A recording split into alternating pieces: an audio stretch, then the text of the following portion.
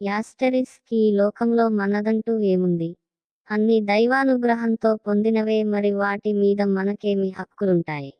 మనం కేవలం వినియోగదారులమే. సాధారణంగా ఎవరు ఇలా అనుకోరు. భూమిని విభజించారు, హద్దులు ఏర్పరిచారు, వ్యాపారానికి వాడుకున్నారు, కోటలు కట్టారు, ఆధిపత్యం కోసం యుద్ధాలు, రక్తపుటేళ్లు పారాయి. స్వార్థం ఒక తీరని దాహం ఆకాశాన్ని పిడికిట్లో బిగించాలనుకుంటుంది. చుక్క మిగలకుండా సముద్రాలను తోడాలనుకుంటుంది. ఇవి రెండు అసాధ్యమే, కానీ ఊహకు అడ్డు ఏముంటుంది? ప్రతి మరణానికి ఒక కారణం ఉంటుంది.